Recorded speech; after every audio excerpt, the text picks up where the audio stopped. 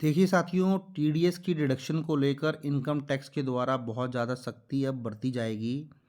ये पूरा ही जो मैं वीडियो है, डिटेल्ड वीडियो आपके साथ डिस्कस करूँगा, क्या है इसके पीछे रीज़न। आप इस वीडियो के अंदर बने रहें तो आपको क्लैरिटी मिल पाएगी।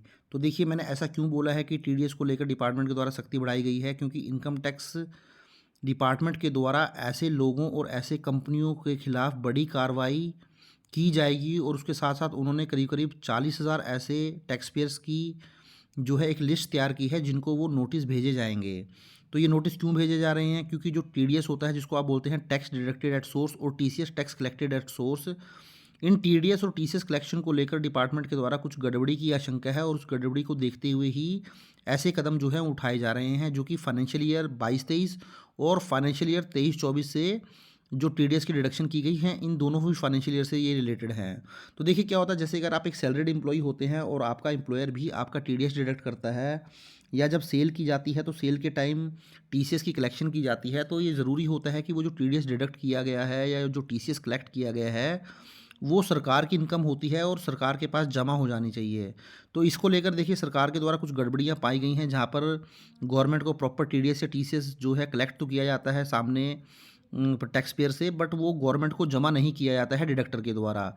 तो इसको लेकर ही जो है डिपार्टमेंट बहुत सख्त है और नोटिस भी इशू करने जा रहा है। जैसे मैंने आप बोला है, 40,000 ऐसी कंपनियां, ऐसे लोगों को आइडेंटिफाई किया गया है जिनको नोटिस भेजे जाएंगे और उनसे पूछा जाएगा कि आपने ये जो टीडीएस है इसके अंदर क्या गड़बड़ियाँ की हैं।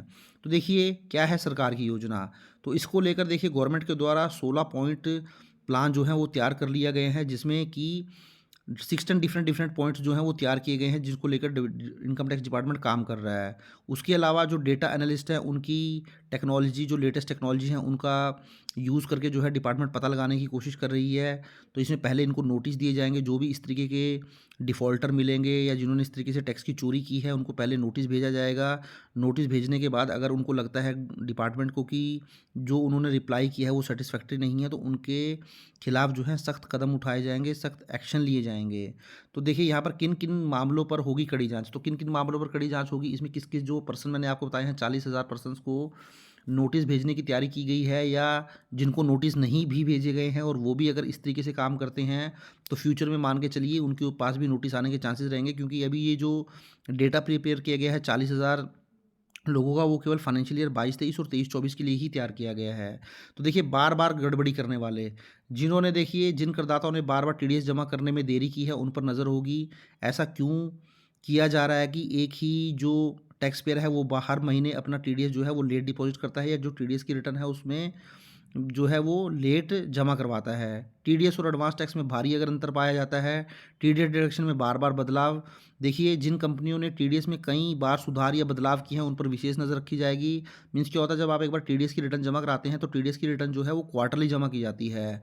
तो अगर आपने एक टीडीएस की रिटर्न जमा करवा दी, उसके बाद फिर रिवीज़न कर दिया, उसके बाद फिर रिवाइज़ कर दिया, अगर आप टीडीएस की रिटर्न को बार-बार रिवाइज़ कर रहे हैं, उसके अंदर जो फ़िगरें आपने प्रोवाइड की थी टीडीएस की, उसको चेंज कर रहे हैं, तो तब भी आप जो है गवर्नमेंट के निशाने पर रहेंगे, या उनकी जो है आप रडार पर रहेंगे। नुकसान में चल रही कंपनियों का दुरुपयोग। तो देखिए क्या होता है, कई बार जो बड़ी-बड़ी कंपनियां होती हैं, अपनी टीडीएस देनदारी को कम करने के लिए किसी घाटे में चल रही कंपनी का इस्तेमाल कर रही हैं, तो वो भी जाँच के घेरे में आ जाएँगे। तो इस तरीके से देखिए टीडीएस की चोरी की जाती है।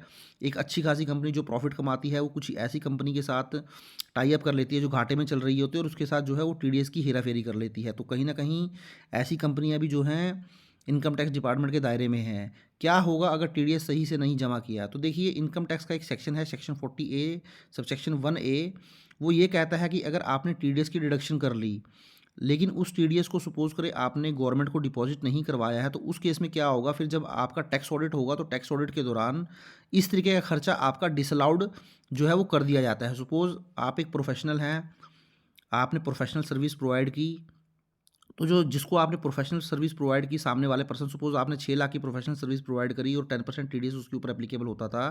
तो जो सामने वाला पर्सन है, उसने 6 लाख के ऊपर 10% के हिसाब से 60,000 की टीडीएस की डिडक्शन कर दी और 5,40,000 आपको पे कर दिया। तो सपोज़ करें वो जो सामने वाला पर्सन जिसने कि आपका टीडीएस काटा है डिडक्टर 60,000 पे, वो इसको जमा नहीं करवाता है, तो उस केस में फिर उसको जो है इसका खर्चे का क्लेम जो है वो नहीं मिलेगा, क्योंकि उसके लिए तो वो एक्सपेंस था। जब टैक्स ऑडिट होगा तो वो 6 लाख रुपए उसकी इनकम मान ली जाएगी और उससे टैक्स लिया जाएगा। तो देखिए, अगर बार-बार टीडीएस की रिटर्न जो है कोई रिवाइज़ कर रहा है, घाटे में चल रही कंपनियों का दुरुपयोग कर रहा है, इस तरीके से ऐसे ही लोगों को जो है रडार में रखा गया है। और अगर आप भी टीडीएस की रिटर्न जमा कराते हैं या टीडीएस काटते हैं तो उसको टाइमली जमा कीजिए। टीसीएस अगर कलेक्ट करते हैं तो उसको टाइमली जमा कीजिए। बार-बार टीडीएस या टीसीएस की रिटर्न को रिवाइज़ ना करें। गलत तरीके से टीडीएस जो है वो बचाने की कोशिश ना करें। तो कहीं न कहीं जो इसका पर्पस है वो यही है। तो अगर आपको वीडियो अच्छा लगा तो इसको लाइक करें, शेयर करें और चैनल पर फर्स्ट टाइम विज़िट किया है तो चैनल को भी ज़रूर सब्सक्राइब कर लें। Thank you very much, have a nice day, take care.